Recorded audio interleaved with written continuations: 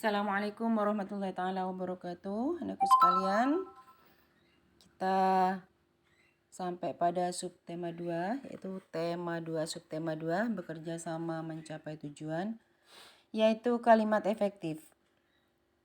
Anakku sekalian, kalimat efektif adalah kalimat yang sesuai dengan kaidah tata bahasa, baik itu ejaan maupun tanda bacanya, sehingga mudah dipahami oleh pembaca ataupun pendengarnya.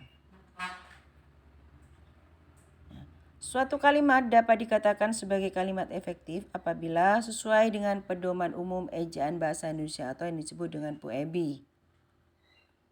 Artinya, di situ katanya kata baku. Artinya, kata yang digunakan adalah kata baku, yaitu kata yang terdapat dalam Kamus Besar Bahasa Indonesia atau KBBI. Kemudian, kalimat efektif apabila kalimatnya adalah sistematis. Susunan kalimat yang paling efektif adalah memiliki unsur pokok berupa subjek dan predikat. Kemudian tidak ambigu.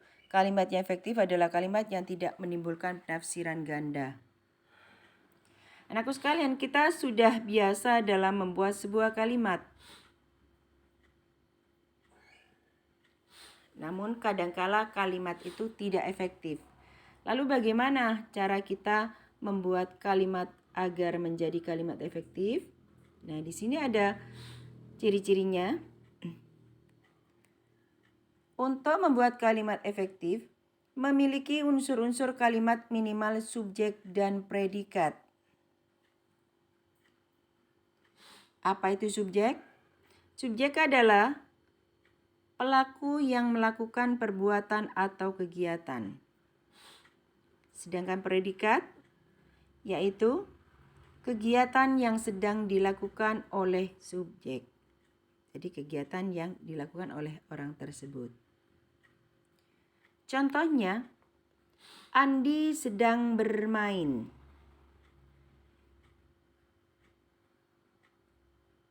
Atau kambing. Nah, di sini ya, perhatikan ya. Andi sedang bermain, Andi adalah subjeknya, sedangkan bermain adalah predikatnya. Contoh yang kedua, kambing itu sedang makan. Kambing di sini adalah subjeknya, orang yang melakukan kegiatan, sedangkan makan adalah predikatnya. Kegiatan yang dilakukan oleh subjek. Kemudian ciri yang kedua, memiliki kehematan kata, ringkas dan tidak bertele-tele dan tidak ambigu. Artinya kalimat itu tidak ada penafsiran ganda. Contoh di sini, maksudnya di sini pemborosan kata dalam suatu kalimat itu akan menyebabkan kalimat tidak efektif. Jadi kalau bertele-tele kemudian ambigu, maka di sini termasuk pemborosan kata. Sehingga pada akhirnya nanti menyebabkan kalimat tersebut tidak efektif. Contoh di sini, para tamu-tamu duduk di kursi. Di sini menimbulkan penafsiran ganda. Kenapa? Karena para di sini sudah banyak. Dan tamu-tamu ini sudah artinya banyak tamu. Maka di sini kalimat ini tidak efektif. Lalu bagaimana yang efektif? Kita rubah. Paranya kita hilangkan. Tamu-tamu duduk di kursi. Ini sudah menunjukkan banyak. Kemudian yang kedua, atau tamunya, tamu-tamunya kita hilangkan satu. Menjadi para tamu duduk di kursi. Itu adalah contoh kalimat yang efektif. Kemudian, ciri yang kedua harus menggunakan kata-kata baku. Apa kata-kata baku itu? Kata-kata baku yaitu kata-kata yang sesuai dengan pedoman umum ejaan bahasa Indonesia. Atau yang disebut dengan PUEB. Pedoman umum ejaan bahasa Indonesia. Contoh kata baku di sini adalah apotek, atlet, bus, izin, antre, nasihat.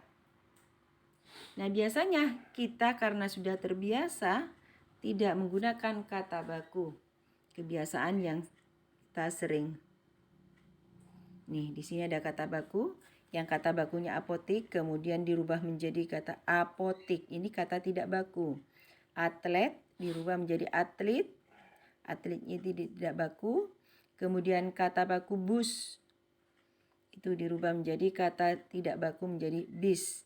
Atau izin. Izin ini adalah kata baku.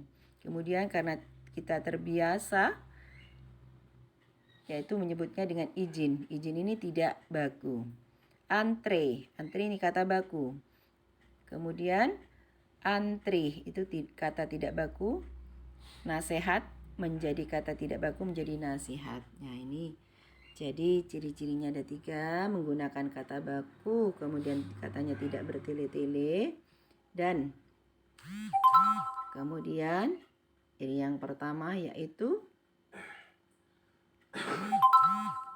memiliki unsur kalimat minimal subjek dan predikat.